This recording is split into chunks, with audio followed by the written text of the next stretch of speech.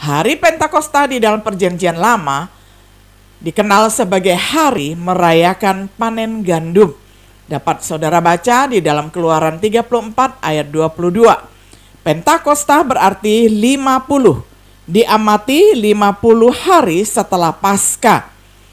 Demikianlah yang diperingati pada hari Minggu, hari pertama dalam seminggu ketika Tuhan Yesus telah naik ke surga, dan 10 hari kemudian hari Roh Kudus turun ke atas murid-muridnya di Yerusalem.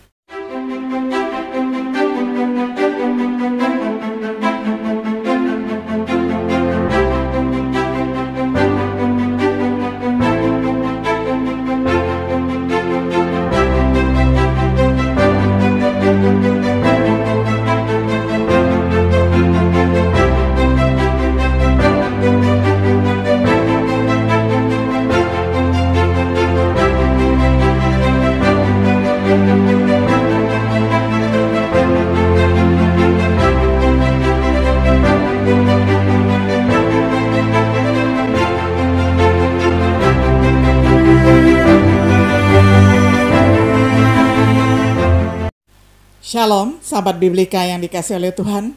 Sungguh senang kita dapat berjumpa kembali di dalam acara refleksi sahabat Biblika. Pada hari ini kita tiba pada episode yang ke-8 di dalam serial pembahasan kitab Kisah Para Rasul, pasal 2 ayat 1 hingga ayat yang ke-21, dengan tema pencurahan Roh Kudus. Firman Tuhan ini akan saya bacakan di dalam terjemahan sederhana Indonesia. Pada hari Pentakosta, semua orang yang dulu mengikut Yesus sudah berkumpul di satu rumah. Tiba-tiba terdengarlah bunyi dari langit seperti deru angin kencang. Bunyi itu memenuhi seluruh rumah tempat mereka sedang berkumpul. Kemudian tampaklah sesuatu yang kelihatannya seperti nyala api kecil yang menyebar dan berhenti di atas mereka masing-masing. Lalu mereka semua dipenuhi oleh Roh Kudus dan mulai berbicara dalam bahasa-bahasa lain sesuai dengan kemampuan yang diberikan Roh Kudus kepada mereka. Pada waktu itu di Yerusalem sedang berkumpul banyak orang beragama Yahudi yang berasal dari hampir seluruh dunia. Mereka adalah orang-orang saleh yang datang untuk mengikuti perayaan Pentakosta. Waktu mereka mendengar bunyi keras tadi, banyak yang berdatangan ke rumah itu. Mereka sangat bingung mendengar para pengikut Yesus sedang berbicara dalam bermacam-macam bahasa, sehingga orang dari berbagai bangsa bisa mengerti perkataan mereka. Semua orang itu terheran-heran dan berkata, "Bagaimana mungkin ini bisa terjadi? Yang berbicara itu semuanya orang Galilea. Tetapi kita mendengar mereka berbicara dalam bahasa kita masing-masing. Sungguh heran, padahal kita berasal dari banyak daerah, termasuk Partia, Media, Elam, dan penduduk Mesopotamia, Yudea, Kapadokia, Pontus, dan provinsi Asia, juga daerah Frigia, Pamfilia, Mesir, bagian-bagian Libya yang dekat kota Kirene, dan dari ibu kota Roma. Kita yang berkumpul adalah orang Yahudi dan orang dari bangsa-bangsa lain yang sudah menjadi pengikut agama Yahudi. Bahkan ada orang Pulau Kreta dan orang-orang Arab. Heran sekali kita bisa mendengar mereka berbicara dalam bahasa kita sendiri tentang hal-hal luar biasa yang dilakukan Allah. Karena terheran-heran dan kebingungan, mereka pun bertanya-tanya satu sama lain, bagaimana hal ini bisa terjadi? Tetapi ada juga yang menertawakan pengikut-pengikut Yesus itu dengan berkata, orang-orang itu hanya mabuk saja. Kemudian Petrus berdiri bersama ke-11 rasul, dan dengan suara keras dia berseru kepada orang banyak itu, saudara-saudari orang Yahudi dan semua yang tinggal di Yerusalem, izinkan saya menjelaskan arti dari semua yang terjadi ini. Dengarkanlah baik-baik. Kami tidak mabuk seperti yang kalian sangka, apalagi sekarang baru jam 9 pagi. Yang sedang kalian saksikan ini adalah hal yang dulu sudah disampaikan oleh Nabi Yoel ketika dia bernubuat. Allah berkata, pada hari-hari terakhir Aku akan mencurahkan rohku ke atas semua orang. Anak-anak kalian, baik laki-laki maupun perempuan, akan bernubuat. Para pemuda di antara kalian akan mendapat penglihatan, dan orang-orang yang tua akan mendapat petunjuk ilahi lewat mimpi. Pada hari-hari terakhir itu, aku juga akan mencurahkan rohku bahkan ke atas para budak, baik yang laki-laki maupun perempuan.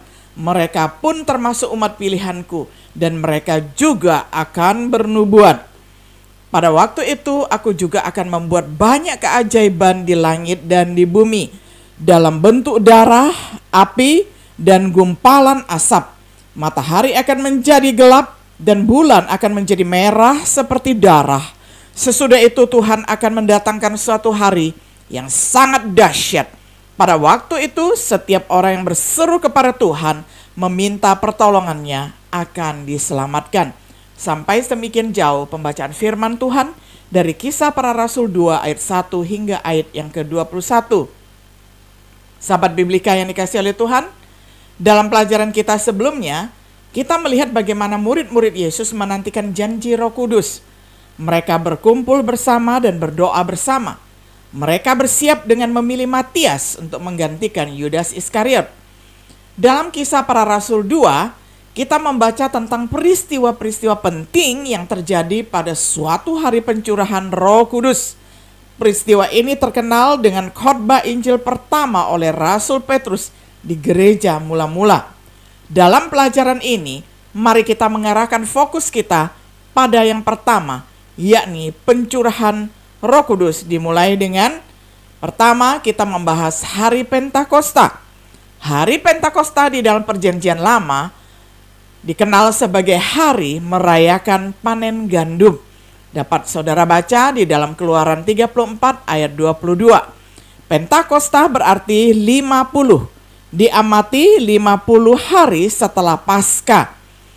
Demikianlah yang diperingati pada hari Minggu, hari pertama dalam seminggu ketika Tuhan Yesus telah naik ke surga, dan 10 hari kemudian hari Roh Kudus turun ke atas murid-muridnya di Yerusalem. Acaranya, mereka semua dengan satu kesepakatan di satu tempat. Mereka ada di satu rumah. Seluruh rombongan berjumlah 120 murid atau hanya para rasul. Kata ganti mereka menunjuk kembali ke kata benda anteseden terdekat, yakni rasul. Mereka 120 orang sedang duduk di satu rumah. Mereka yang berbicara adalah orang Galilea, menyarankan para rasul. Karena rasul itu berasal dari Galilea, sedangkan 120 muridnya dari seluruh Palestina. Kedatangan tiba-tiba dari tanda-tanda yang dapat didengar, dan suara seperti angin kencang memenuhi rumah tempat mereka duduk. Lidah api yang terbagi seperti api-api kecil berada di atas kepala mereka masing-masing, memungkinkan para rasul untuk berbicara di dalam bahasa asing. Mereka dipenuhi dengan Roh Kudus. Mereka mulai berbicara dengan bahasa lain, yaitu bahasa asing, menarik perhatian orang-orang Yahudi yang saleh dari negara-negara lain yang berkumpul di hari Pentakosta di Yerusalem.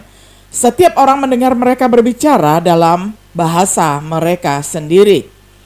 Reaksinya ataupun responnya dari orang yang mendengarkan ini adalah mereka yang mengerti heran dan terkagum-kagum, meskipun juga bingung. Mereka yang tidak mengerti bahasa mereka hanya mengejek saja. Mereka katakan bahwa mereka adalah orang-orang yang mabuk. Dan Petrus menjelaskan bahwa terlalu dini bagi mereka untuk mabuk, masih jam 9 pagi. Keadaan pencurahan Roh Kudus memang luar biasa. Apa yang penting tentang hal tersebut?